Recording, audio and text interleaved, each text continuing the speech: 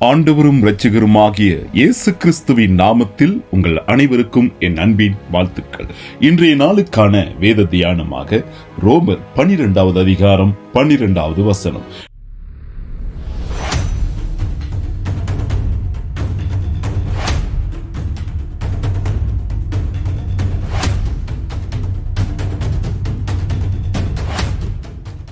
நம்பிக்கையிலே சந்தோஷமாயிருங்கள், உபத்திரவத்திலே பொறுமையாயிருங்கள், ஜெபத்திலே உறுதியாய் தரித்திருங்கள் என்று பவுல் கூறுகின்றார்.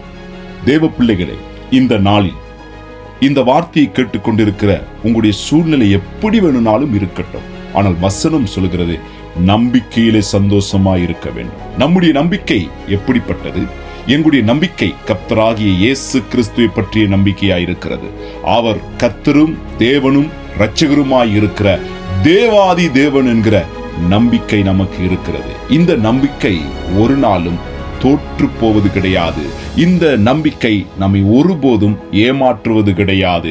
இந்த நம்பிக்கை நம்மை பலப்படுத்துகிறது, திடப்படுத்துகிறது, ஆசீர்வதிக்கிறது, நம்மை வெளிச்சத்தின் பாதையிலே நம்ம நடத்தும், நித்தியத்துக்குள் நம்மை நடத்துகிற ஒரு நம்பிக்கையா இருக்கிறது. அடுத்து உபத்திரவத்திலே பொறுமையாயிருங்கள் என்று வசனம் சொல்லுகிறது. இந்த உலகத்தில் நமக்கு உபத்திரவம் இருக்கிறது தான், இந்த உலகத்திலே நமக்கு சவால்கள் இருக்கிறது தான். ஆனாலும் அதில் நாம் பொறுமையா இருக்கும் பொழுது அதனுடைய பலன் ஆசீர்வாதமாக மாறும். அடுத்து அங்கே பவுல் சொல்கிறார், ஜெபத்திலே உறுதியாய் தரித்து இருங்கள். ஆமென், அல்லேலூயா.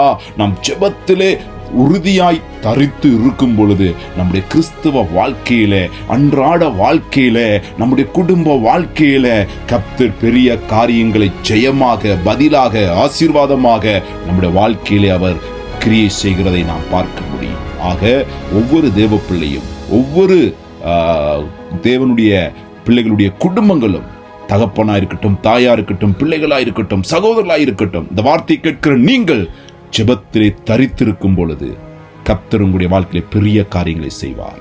ஆமேன், ஆமேன்.